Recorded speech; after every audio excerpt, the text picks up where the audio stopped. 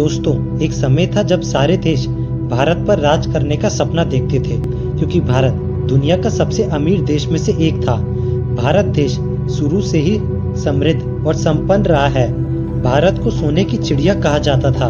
लेकिन भारत को सोने की चिड़िया क्यों कहा जाता था? अगर भारत सोने की चिड़िया था तो उसके सोने के पंख कहाँ गए? मतलब ऐसा क्या हुआ कि भारत की गिनती अमीर देशों में नहीं की जाती? चलिए जानते हैं आज के इस वीडियो में भारत को सोने की चिड़िया क्यों कहा जाता था। प्राचीन भारत में कोई भी ऐसा इंसान या घर नहीं था जिसके पास अपना खुद का बगीचा ना हो। इस वजह से भारत के लोगों को कोई भी चीज चाहिए थी, वो सारी चीजें भारत में ही मिल जाती थी और बाहर से कुछ भी खरीदने की आवश्यकता नहीं होती थी। इसी वजह से भारत का धन भारत में ही घूमता रहता था। ये भी एक कारण है कि भारत एक सोने की चिड़िया बन सका। जैसा कि हम सबको पता है कि भारत को कृषि प्रधान देश कहा जाता है। भारत में इस वक्त खेती का अहम उपयोग होता है। भारत में विविध प्रकार के उत्पादन होते हैं, जिसमें मसाला, कपास, चावल, गेहूं, चीनी जैसे बहुत सारी चीजों का उत्पादन भारत में ही होता है। भारत में उस वक्त बहुत सारी चीजों का निकास होता था, जैसे कि कपास, चावल, गेहूं, चीनी, जबकि मसालों के मुख्य रूप से हल्दी, काली मिर्च, दालचीनी इत्यादि शामिल थे। इसके अलावा आलू, नील, तिल का तेल, हीरे, नीलमणि आदि के साथ साथ पशु उत्पादन, रेशम, शराब और धातु उत्पादन जैसे ज्वेलरी, चांदी से बने पदार्थ आदि निर्यात किए जाते थे। जबकि सोने के रोमन सिक्के, कांच के बने पदार्थ, शराब, दवा, टीन, तांबे, चांदी के बने आभूषण जैसी चीजों का आयात किया जाता था। उस वक्त भारत का व्यापार बहुत ही तेजी से चल रहा था। बाहर से लोग भारत में आकर कपड़े खरीदते थे और सोना देकर जाते थे। इस तरह खेती और अन्य चीज में भी ऐसा ही होता था। इसी वजह से भारत के पास काफी मात्रा में सोना आया करता था और ये भी एक वजह है कि भारत को सोने की चिड़िया कहा जाता था। भारत को सोने की चिड़िया कहने के पीछे मयूर सिंहासन बहुत बड़ा योगदान है। इस सिंहासन की एक अलग ही पहचान हुआ करती थी। इस सिंहासन को बनाने के लिए इतना खर्चा हुआ था कि इतने में 2 ताजमहल का निर्माण किया जा सकता था। इतिहास के अनुसार मयूर सिंहासन को बनाने के लिए करीब 1000 किलो सोना और बेशकीमती पत्थरों का प्रयोग किया गया था। आप सभी ने कोहिनूर हीरे के बारे में तो सुना होगा। ये बेहद कीमती हीरा एक समय में भारत के पास हुआ करता था और भारत को सोने की चिड़िया कहने में कोहिनूर हीरे का भी बहुत बड़ा योगदान था। कोहिनूर हीरे का वजन 21.6 ग्राम का है और बाजार में इसकी वर्तमान कीमत $1 अरब के करीब है।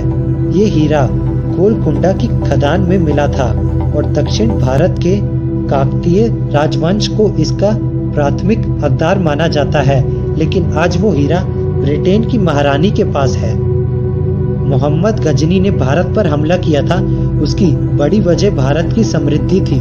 मोहम्मद गजनी ने सन 1001 में भारत के जयपाल को हराकर उस किले से 4 लाख सोने के सिक्के लूटे थे। हर सिक्के का वजन 120 ग्राम था। उसके बाद गजनी ने बहुत सारे राज्यों को भी लूटा था।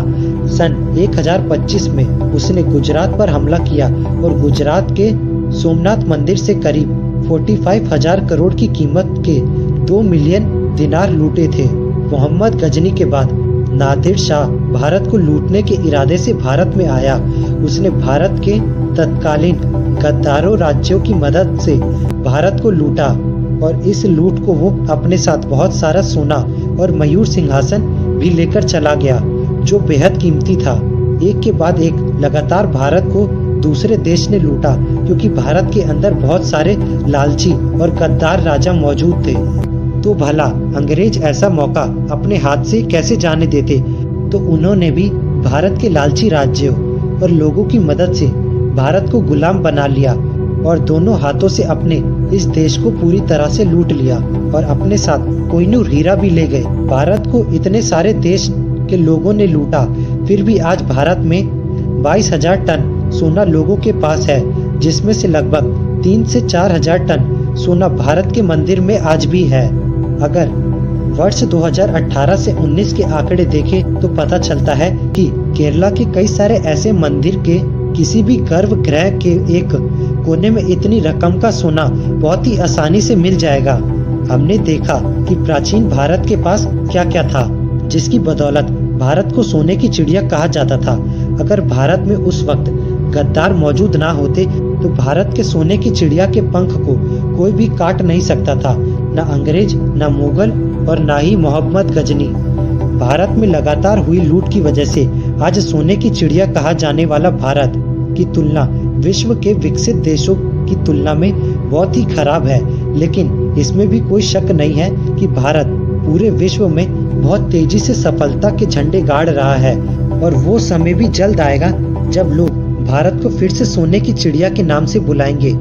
भारत को सोने की चिड़िया बनाने के लिए सबसे पहले हमें अपने धर्म, जाति, इन सब से उठकर एक साथ मिलकर काम करना होगा। अगर हम आपस में ही धर्म, जाति के नाम पर लड़ते रहे तो हम भारत को कभी भी सोने की चिड़िया नहीं बना सकते हैं। अगर हमें भारत को फिर से सोने की चिड़िया बनानी है तो हमें एक साथ मिलकर काम करना होगा। आप लोगों को क्या लगता है कि अगर भारत में अंग्रेज या फिर किसी ने भी लूटा नहीं होता तो आज भारत कैसा होता? नीचे कमेंट करके जरूर बताना। या फिर हमें भारत को सोने की चिड़िया फिर से बनाने के लिए क्या करना चाहिए? आज के वीडियो में बस इतना ही। मिलते हैं बहुत जल्द एक नई वीडियो के साथ। जय हिंद।